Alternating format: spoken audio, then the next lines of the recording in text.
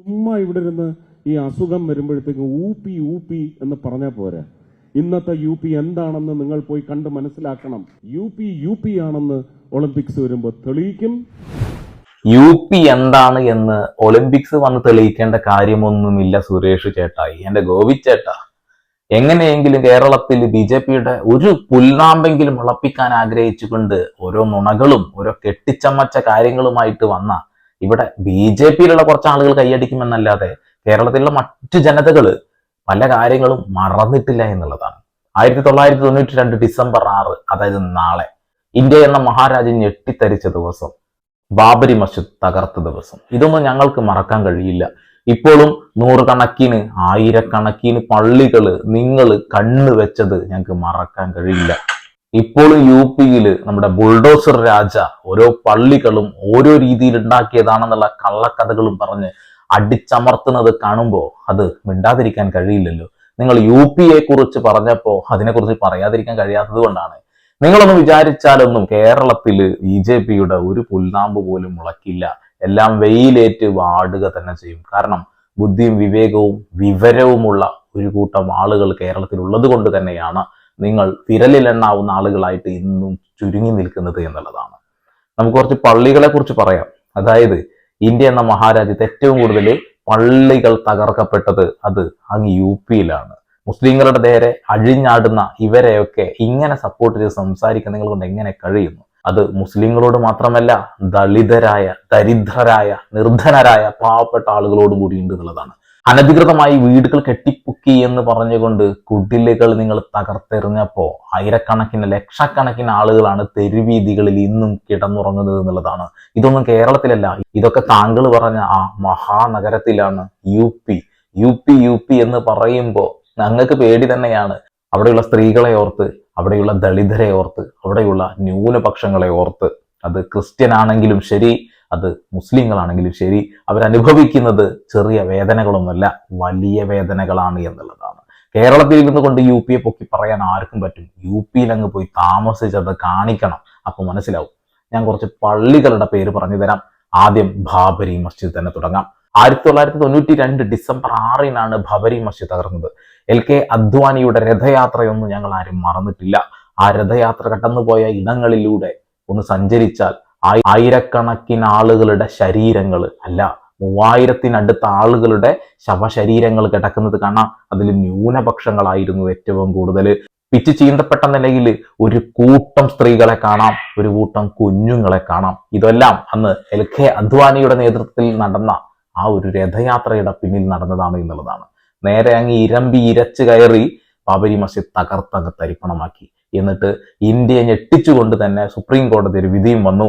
അത് രാമക്ഷേത്രമാണ് എന്ന് പറഞ്ഞുകൊണ്ട്, രാമന്റെ ജന്മസ്ഥലമാണ് എന്ന് പറഞ്ഞുകൊണ്ട്.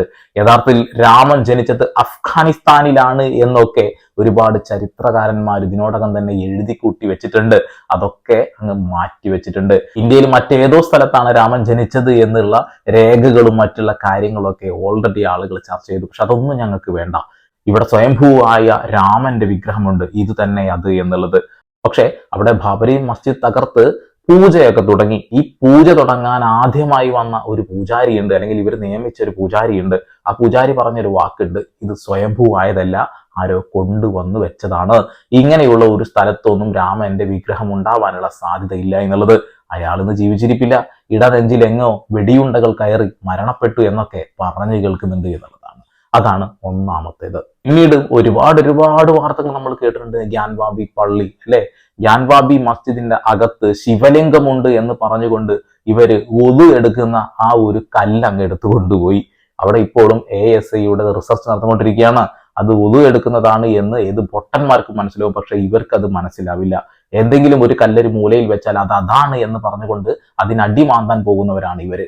നിലവിൽ ഇവര് തന്നെ ഇവരുടേതായിട്ടുള്ള ആ ഒരു സ്നേഹം അവരുടെ ക്ഷേത്രങ്ങളിൽ ഇപ്പോൾ കാണിച്ചുകൊണ്ടിരിക്കുന്നത് നമ്മൾ കണ്ടിട്ടുണ്ട്. ഇതേ UPയിൽ തന്നെ അല്ലേ 12 വയസ്സായ ഒരു പെൺകുട്ടിയെ അതിക്രൂരമായി അമ്പലത്തിനകത്ത് വെച്ച് പീഡിപ്പിച്ചത്? ഇതിനെ കുറിച്ചിട്ട് തന്നെ അല്ലേ സുരേഷ് ഗോപി ചേട്ടായി നിങ്ങൾ പറഞ്ഞത്? ഇനി കുറച്ച് വായിച്ചു തരാം. ഷാഹിദ് മസ്ജിദിനെ കുറിച്ച് പറയാം. മധുര, ഉത്തർപ്രദേശ്. ഈ പള്ളി ശ്രീകൃഷ്ണന്റെ ജന്മസ്ഥലമായ കൃഷ്ണ ജന്മഭൂമി ക്ഷേത്രത്തിന്റെ സമീപത്താണ്, അല്ലെങ്കിൽ തകർക്കപ്പെട്ട ക്ഷേത്രത്തിന്റെ അവശിഷ്ടങ്ങൾക്ക് മുകളിലാണ് നിർമ്മിച്ചതെന്ന അവകാശവാദം നിലനിൽക്കുന്നു. ഓക്കെ, ഈ പള്ളി നിൽക്കുന്നത് ശ്രീകൃഷ്ണന്റെ ജന്മഭൂമിയിലാണെന്നാണ് ഇവർ പറയുന്നത്, ഐതിഹ്യങ്ങളുടെ മുകളിൽ. കൊള്ളാം. മധുരയിലെ ഷാഹീദ് മസ്ജിദ് നീക്കം ചെയ്യണമെന്ന് ആവശ്യപ്പെട്ട് നിരവധി നിയമ കേസുകൾ ഫയൽ ചെയ്യപ്പെട്ടിട്ടുണ്ട്. ഈ തർക്കങ്ങൾ ഇപ്പോഴും കോടതിയിൽ പരിഗണനയിലാണ്. ഓക്കെ, അതൊന്ന് അവിടെ കുറച്ച് മാന്യത കാണിച്ചിട്ടുണ്ട്, കയറി അങ്ങ് പൊളിച്ചിട്ടില്ല.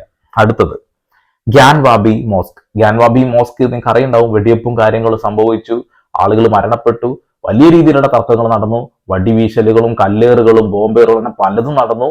അതും നമ്മളെ ഞെട്ടിച്ച വാർത്തകളിൽ ഒന്നാണ്. വാരണാസി, ഉത്തർപ്രദേശ്. UP എടുത്തു നോക്കുകയാണെന്നുണ്ടെങ്കിൽ നൂറുകണക്കിന് പള്ളികൾക്ക് നേരെ ഇത്തരം അക്രമങ്ങൾ അഴിച്ചുവിട്ടിട്ടുണ്ട്. ഈ പള്ളി നിലനിൽക്കുന്നത് കാശി വിശ്വനാഥ ക്ഷേത്രത്തിന്റെ ഭാഗങ്ങൾ തകർത്ത സ്ഥലത്താണ് എന്ന അവകാശവാദം നിലനിൽക്കുന്നു.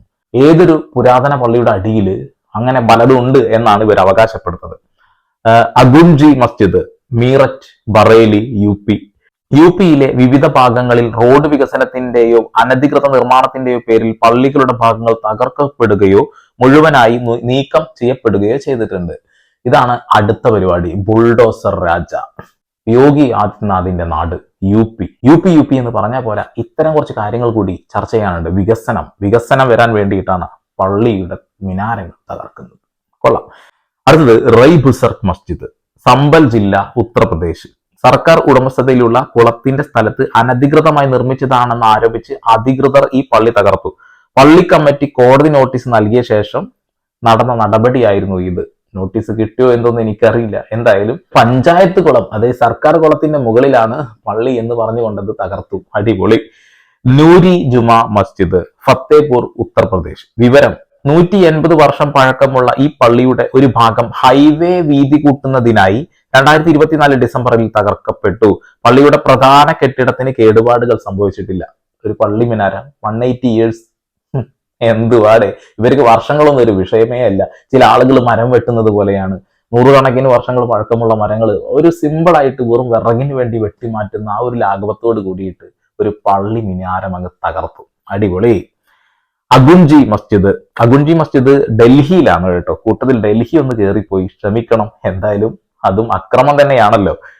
500 വർഷത്തിലധികം പഴക്കമുണ്ടെന്ന് കരുതുന്ന ഈ പള്ളി 2024 ഫെബ്രുവരിയിൽ ഡൽഹി ഡെവലപ്മെന്റ് അതോറിറ്റി വനഭൂമിയിലെ കയ്യേറ്റങ്ങൾ ഒഴിപ്പിക്കുന്നതിന്റെ ഭാഗമായി തകർത്തു. മതിയായ മുൻകൂർ നോട്ടീസ് നൽകിയില്ലെന്ന് കാണിച്ച് വിമർശനം ഉയർന്നിരുന്നു. 500 വർഷം പഴക്കമുള്ള ഒരു പള്ളി, അത് വനത്തിനുള്ളിലാണെന്ന് പറഞ്ഞു, അല്ല വനം കയ്യേറിയതാണെന്ന് പറഞ്ഞുകൊണ്ട് തകർക്കാൻ എന്തുവാ ഇത്? നമ്മുടെ രാജ്യം, നിങ്ങൾ മ്യാൻമാറിലേക്കൊക്കെ ഒന്ന് പോകണം, നിങ്ങൾ പാകിസ്ഥാനിലേക്കൊക്കെ ഒന്ന് പോകണം. നമ്മുടെ ഒരുപാട് ക്ഷേത്രങ്ങൾ അവിടെ നശിപ്പിക്കപ്പെട്ട നിലയിൽ കിടക്കുന്നുണ്ട്. അതൊക്കെ തിരിച്ചു പിടിക്കണം. ഇന്ത്യയിൽ മാത്രം ഇങ്ങനെ ഈ കുറുവടി ഏന്തി നടക്കാതെ അങ്ങോട്ടും കൂടി ചെല്ലണം കേട്ടോ. ഇനി മറ്റ് സംസ്ഥാനങ്ങളിലേക്ക് ചെറിയ ഒരു ഒളിഞ്ഞു നോട്ടം നമുക്ക് നോക്കാം. അസം. കയ്യേറ്റങ്ങൾ ഒഴിപ്പിക്കുന്നതിന്റെ ഭാഗമായി നൂറുകണക്കിന് മുസ്ലിം കുടുംബങ്ങളുടെ വീടുകൾക്കൊപ്പം ഒരു പള്ളിയും തകർക്കപ്പെട്ടതായി റിപ്പോർട്ട്. നൂറുകണക്കിന് മുസ്ലിം സഹോദരന്മാരെ തല്ലി ഓടിപ്പിച്ചു എന്നാണ് പറയുന്നത്. ഗുജറാത്തിനെ കുറിച്ച് പറയേണ്ടതായിട്ടില്ലല്ലോ. ഗുജറാത്ത് എന്ന് കേൾക്കുമ്പോൾ തന്നെ ആ നരാധമന്റെ മുഖം നമുക്ക് മനസ്സിലേക്ക് ഓടി വരും അല്ലെ. ഗീർ സോമനാഥ് ജില്ലയിലെ വെരാവലിൽ കയ്യേറ്റങ്ങൾ ഒഴിപ്പിക്കുന്നതിനിടെ പള്ളികളും ദർഗകളും ഉൾപ്പെടെ 9 ആരാധനാലയങ്ങൾ തകർത്തതായി 2024 റിപ്പോർട്ട് ചെയ്യപ്പെട്ടിരിക്കുന്നു. നരേന്ദ്രമോദിയെ കുറിച്ച് ഓർക്കുമ്പോൾ, നരേന്ദ്രമോദിയുടെ മുഖം മനസ്സിലേക്ക് വരുമ്പോൾ തന്നെ ഗോത്ര തീവപ്പും ഗുജറാത്ത് കലാപവും ഒക്കെയാണ് മനസ്സിലേക്ക് ഓടി വരുന്നത് എന്നുള്ളതാണ്.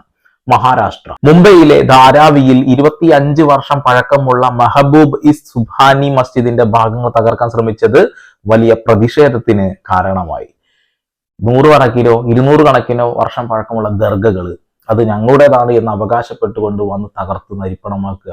ഇതൊക്കെ ചരിത്ര സ്മാരകങ്ങളാണ് എന്നുള്ള ബോധം പോലും ഇല്ലാതെ ഇല്ലാണ്ടാക്കുന്ന ഒരു പ്രവണത, അത് നരേന്ദ്രമോദി സർക്കാർ അധികാരത്തിൽ വന്നതിന് ശേഷം തന്നെയാണ് അവർക്ക് ബലം കിട്ടുന്നതും അവരത് ചെയ്തു തുടങ്ങിയതും എന്നുള്ളതാണ്. ഇനി ഒരു പള്ളിയുടെ ചിത്രം ഞാൻ കാണിച്ചു തരാം.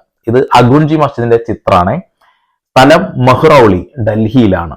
500 വർഷത്തിലധികം പഴക്കമുണ്ടെന്ന് കരുതുന്ന ഈ പള്ളി 24 ഫെബ്രുവരി ഡെവലപ്മെന്റ് അതോറിറ്റി വനഭൂമി കൈയേറ്റം ചെയ്തു എന്ന് പറഞ്ഞുകൊണ്ട് തകർത്തതാണ്. അതാണ് നിങ്ങൾ കണ്ട ഫോട്ടോ. ഇനി സംഭാലിലെ ചോട്ടി മസ്ജിദ്, വീണ്ടും നമ്മൾ UP-യിലേക്ക് തന്നെ കടന്നു വരുന്നു എന്നുള്ളതാണ്. 30 വർഷം പഴക്കമുള്ള ഈ പള്ളി ശ്രീ കൽക്കിധാം ക്ഷേത്രത്തിന് സമീപമാണ് സ്ഥിതി ചെയ്തിരുന്നത്. പൊതു പാർക്കിനായി നീക്കിവെച്ച ഭൂമി കയ്യേറിയാണ് നിർമ്മിച്ചതെന്ന് ആരോപിച്ച് 25 ഒക്ടോബറിന് പൂർണ്ണമായും തകർത്തു എന്നുള്ളതാണ്. അടിപൊളി. അടുത്തത് സംഭാലിലെ റായി ബുസുർഗ് മസ്ജിദിലേക്ക് കടക്കാം. പൊതുകുളത്തിന്റെ സ്ഥലത്ത് അനധികൃതമായി നിർമ്മിച്ചതാണെന്ന് ആരോപിച്ച് ഈ പള്ളിക്ക് നേരെ നടപടിയുണ്ടായി. ഒക്കെ പള്ളിക്ക് നേരെ മാത്രമേ ഉള്ളൂ കേട്ടോ. ബറേലിയിലെ പള്ളി, ബറേലി തിൽമാസ് വില്ലേജിൽ ഒരു പള്ളിയുടെ ഭാഗങ്ങൾ പൊതുകുളത്തിന്റെ ഭൂമിയിലേക്ക് കയ്യേറി നിർമ്മിച്ചതായി ആരോപണങ്ങൾ ഉയർന്നു. അതും തകർത്ത് തരിപ്പണാക്കി.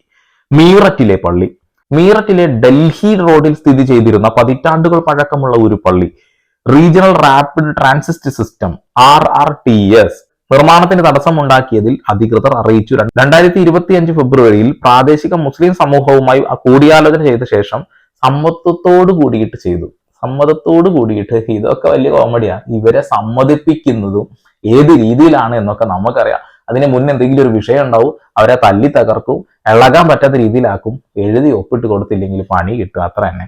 സംഭാലിലെ ചോട്ടി മസ്ജിദ്, ഇതാണ് ആ ഒരു ഫോട്ടോ. പിന്നെ മീററ്റിലെ RRTS അവർ തകർത്തതാണ് ഇപ്പൊ നിങ്ങൾ കാണുന്നത്. ഇനി ബറേലിയിലെ ഭാഗികമായി നീക്കം ചെയ്ത പള്ളിയാണ് നിങ്ങളിപ്പോ കണ്ടത്. അങ്ങനെ ഒന്നും രണ്ടും ഒന്നല്ല, ഇഷ്ടം പോലെ ഒരു ലോഡ് തകർത്ത് തരിപ്പണാക്കിയിട്ടുണ്ട് എന്നുള്ളതാണ്. ഇനി നമുക്ക് നേരെ ഗോപിച്ചേട്ടൻ പറഞ്ഞ കൂടി കേൾക്കാം. സ്പോർട്സ് ഇൻഫ്രാസ്ട്രക്ചറിന്റെ പേരിൽ UP-യിൽ ഉണ്ടായിട്ടുള്ള ചുമ്മാ ഇവിടെ ഇരുന്ന് ഈ അസുഖം വരുമ്പോഴത്തേക്ക് ഊപ്പി എന്ന് പറഞ്ഞാൽ പോരാ. ഇന്നത്തെ UP എന്താണെന്ന് നിങ്ങൾ പോയി കണ്ട് മനസ്സിലാക്കണം. ഇന്നത്തെ UP എന്നല്ല, എന്നത്തെ UPയും എങ്ങനെയാണ് എന്ന് പോയി അങ്ങ് നോക്കി പഠിക്കേണ്ട കാര്യമൊന്നുമില്ല. ഇവിടെയുള്ള വാർത്താ ചാനലുകളൊക്കെ ഒന്ന് നോക്കിയാൽ മാത്രം മതി. അല്ലെങ്കിൽ ഗൂഗിൾ ജെമിനി ചേച്ചിയോട് ചോദിച്ചാൽ തന്നെ മനസ്സിലാക്കാം. ഇന്ത്യയിൽ ഏറ്റവും കൂടുതൽ പള്ളികൾ തകർക്കപ്പെട്ടിട്ടുള്ളത് UP-യിലാണ്. ഏറ്റവും കൂടുതൽ പീഡനങ്ങൾ നടന്നിട്ടുള്ളത് UP-യിലാണ്. ഏറ്റവും കൂടുതൽ ദരിദ്രരുള്ളത് ബീഹാറിലാണ്. വളരെ മോശപ്പെട്ട സംസ്ഥാനങ്ങളിൽ ഒന്ന് UP തന്നെയാണ്. നിങ്ങൾ എത്ര വെളുപ്പിച്ചാലും വെളുക്കാനൊന്നും പോകുന്നില്ല കേട്ടോ. കേരളത്തിന്റെ അടുത്തെത്താൻ ഒരു യോഗ്യതയും ഇവിടെ മറ്റു സംസ്ഥാനങ്ങളിൽ ഉണ്ടോ എന്ന് ചോദിച്ചാൽ ഇല്ല എന്ന് പറയേണ്ടി വരും. കാരണം സമാധാനം എന്നൊന്ന് അത് ഇവിടെ തന്നെയുള്ളൂ. ആ വിഭാഗങ്ങളെല്ലാം പുച്ഛിച്ച് തള്ളിയ ഒരു മഹാകുംഭമേള. എന്താണ് ഭാരതത്തിനുള്ള റവന്യൂ പഠിച്ചിരിക്കണം. റവന്യൂ മാത്രം നോക്കിയാൽ പോരല്ലോ, എത്ര ആളുകൾ അവിടെ മരണപ്പെട്ടു എന്നുള്ള കണക്കും കൂടി കിട്ടണ്ടേ. അവിടുത്തെ സർക്കാർ 30 പേര് മരിച്ചു എന്നാണ് കണക്ക് കൊടുത്തിട്ടുള്ളത്. പക്ഷെ അവിടെയുള്ള മാധ്യമങ്ങൾ എല്ലാവരും ചേർന്നുകൊണ്ട് പുറത്തു വിട്ടത് 80-ൽ കൂടുതലാണ്. അത് 80-ൽ കൂടുതലാവാനുള്ള സാധ്യതയില്ല, അതിന്റെ മുകളിലാവാനാണ് സാധ്യത. 2013 ഇതേപോലെ തന്നെ അവിടെ ഒരു പരിപാടി നടന്നിട്ടുണ്ടായിരുന്നു. അന്ന് ഇത്രമാത്രം ആളുകൾ വന്നില്ല. അന്നും 32 പേര് മരിച്ചു എന്നുള്ളതാണ് ഇവർ കണക്ക് കൊടുത്തിട്ടുള്ളത്. എത്ര പേര് മരിച്ചു എന്ന് പോലും മൂടി വെക്കുന്ന നല്ല അടിപൊളി സംസ്ഥാനം, നല്ല അടിപൊളി ഭരണം കേട്ടോ. ആളുകൾ മരിച്ചു, ആളുകൾ ജീവിച്ചിരിക്കുന്നുണ്ട് എന്നുള്ളതിനൊക്കെ തെളിവുകൾ വേണമെന്നാണ് ഇവർ ആഗ്രഹിക്കുന്നത്. അല്ലെങ്കിൽ അതിനുവേണ്ടിയാണ് പണിയെടുക്കുന്നതാണ് പറയുന്നത്, അല്ലേ? അതൊക്കെ എവിടെയാണെന്നിട്ട് എന്റെ ഗോപിച്ചേട്ടാ, എല്ലാ വശങ്ങളും കൂടി നിങ്ങൾ ആലോചിക്കണം കേട്ടോ. തന്റെ രാഷ്ട്രീയ പാർട്ടി എങ്ങനെയെങ്കിലും ഇവിടെ ഒന്ന് പച്ചപിടിക്കണമെന്ന് ആഗ്രഹിച്ചുകൊണ്ട് ഇങ്ങനെ ഓരോന്ന് പറയല്ലേ ചേട്ടായി. ഈ ഇന്ത്യ എന്ന മഹാരാജ്യം ഇത് മതേതര രാജ്യമായി തുടരുന്നത് തന്നെ എന്തുകൊണ്ടാണെന്നറിയോ? ഹിന്ദു, മുസൽമാൻ, ക്രൈസ്തവനൊക്കെയുള്ള ഈ ഐക്യം കാരണമാണെന്നുള്ളത്. ആ ഐക്യം തകർക്കാനാണ് BJP സർക്കാർ ഏറ്റവും കൂടുതൽ പണിയെടുത്തിട്ടുള്ളത്. NRC ആണ് എന്നുണ്ടെങ്കിലും മറ്റുള്ള ഏത് സംവിധാനമാണെന്നുണ്ടെങ്കിലും നിങ്ങൾ പരിശോധിച്ച് നോക്കിയാലും മനസ്സിലാവും. ഇപ്പൊ ഒരു ആപ്പ് വന്ന് മൂഞ്ചി പോയത് ഓർമ്മയില്ലേ? അതുപോലെയൊക്കെ തന്നെ UP ആണെന്ന് ഒളിമ്പിക്സ് വരുമ്പോൾ തെളിയിക്കും. ഗുജറാത്ത് ആണെന്ന് ഒളിമ്പിക്സ് വരുമ്പോൾ തെളിയിക്കും. മഹാരാഷ്ട്ര നേരത്തെ അതിനകത്ത് കോൺഗ്രസ്സുകാരുടെയും വലിയ പങ്കുണ്ട്, ഇല്ലാന്നൊന്നും ഞാൻ പറയില്ല. കോൺഗ്രസ്സുകാർക്ക് വലിയ കുറച്ച് പങ്ക് കൊടുത്തല്ലോ. ഇന്ത്യ എന്ന മഹാരാജ്യം കട്ടുമുടിച്ചിട്ടില്ല എന്നൊന്നും ഞാൻ പറയുന്നില്ല. എന്നാൽ ഇന്ത്യ എന്ന മഹാരാജ്യം ഈ രീതിയിൽ ഇവിടെ നിലനിന്നത് അത് കോൺഗ്രസ് ഉണ്ടായത് കൊണ്ടാണ് എന്ന് എനിക്ക് പറയേണ്ടി വരും. കോൺഗ്രസ് ഉണ്ടാക്കി വെച്ചത് തന്നെയാണ് നിങ്ങളൊന്ന് മോടി പിടിപ്പിക്കാൻ ശ്രമിച്ചത്. കോൺഗ്രസ് ഉണ്ടാക്കിയതല്ല നിങ്ങൾ വിറ്റ് തൊലച്ചതും ഞങ്ങൾ കണ്ടതാണ് എന്നുള്ളതാണ്. കോൺഗ്രസ് ഈ രാജ്യത്ത് പ്രതിപക്ഷമായിട്ടില്ല എങ്കിൽ ഈ രാജ്യം നിങ്ങൾ വളരെ സിമ്പിളായിട്ട് നിങ്ങളുടെ കൈക്കുള്ളിലാക്കുമെന്നും ഞങ്ങൾക്ക് എല്ലാവർക്കും അറിയാം. നിങ്ങളുടെ കൈകളിലേക്ക് അത് എത്തിക്കഴിഞ്ഞാൽ എന്താകുമെന്നും ഇവിടെയുള്ള കൊച്ചു കുഞ്ഞുങ്ങൾക്ക് പോലും അറിയാമെന്നുള്ളതാണ്. കണ്ണടച്ചിരുട്ടാക്കുന്ന പരിപാടി, കണ്ണടച്ച് പാല് കുടിക്കുന്ന പരിപാടിയൊന്നും ഞങ്ങൾക്കില്ല ഗോപിച്ചേട്ടായി. തൃശ്ശൂർകാർക്ക് തെറ്റുപറ്റിയോ ഇല്ലെന്ന് തൃശ്ശൂർകാർ തന്നെ ഈ വർഷം ഇലക്ഷൻ വരുന്ന സമയത്ത് തീരുമാനിക്കട്ടെ. എനിക്ക് കൂടുതലായിട്ട് വിഷയത്തിൽ ഇനിയൊന്നും പറയാനില്ല. ഗുജറാത്തിനെ കുറിച്ച് പറഞ്ഞു കേട്ടില്ലേ? ഗുജറാത്ത് എന്ന് കേൾക്കുമ്പോൾ തന്നെ ഞങ്ങൾക്ക് ഭയമാണെന്നുള്ളതാണ്. എത്രയെത്ര സ്ത്രീകളെയാണ് മാനഭംഗം ചെയ്തിട്ടുള്ളത്. നിങ്ങൾക്ക് ആ ഒരു കലാപത്തെ കുറിച്ച് അറിയുമെന്ന് ഞാൻ വിചാരിക്കുന്നു. 2002 ഗുജറാത്ത് കലാപം. എത്രയോ സ്ത്രീകളെ. ഇനി അത് ഡീറ്റെയിൽസ് ആയിട്ട് കടക്കേണ്ട ആവശ്യമില്ല എന്ന് എനിക്കറിയാം, കാരണം ഞാൻ അത്രമാത്രം വീഡിയോസ് അതുമായി ബന്ധപ്പെട്ട് ചെയ്തിട്ടുണ്ട്. നിങ്ങൾ അതൊക്കെ ഒന്ന് പോയി പരിശോധിക്കുക. സുരേഷ് ഗോപി പറഞ്ഞതുപോലെ UP എന്ന് പറഞ്ഞ മഹാനഗരമാണ് എന്ന് നിങ്ങൾ തെറ്റിദ്ധരിക്കപ്പെടരുത്. UPക്കകത്ത് ഒരു ഇരുണ്ട മുഖമുണ്ട്.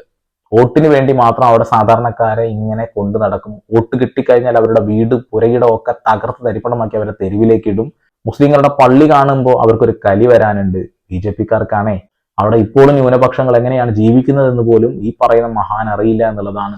ന്യൂനപക്ഷങ്ങളിൽ ക്രൈസ്തവരും ഉണ്ട് കേട്ടോ. ഒരുപാട് പാസ്റ്റർമാരെയും ഒരുപാട് സിസ്റ്റർമാരെയൊക്കെ അവർ നിരന്തരമായി ആക്രമിക്കുന്നത് ഡിസംബർ മാസത്തിൽ കാണാൻ കഴിയും. ഈ മാസത്തിൽ കണ്ണു തുറന്നിരുന്നോളൂ, UP എന്താണെന്ന് നമുക്ക് കാണാൻ കഴിയും. അപ്പോൾ വീണ്ടും പുതിയ വാർത്താവിശേഷങ്ങളുമായി സന്ദീപ് പോൾ സൈനിങ് ഓഫ്.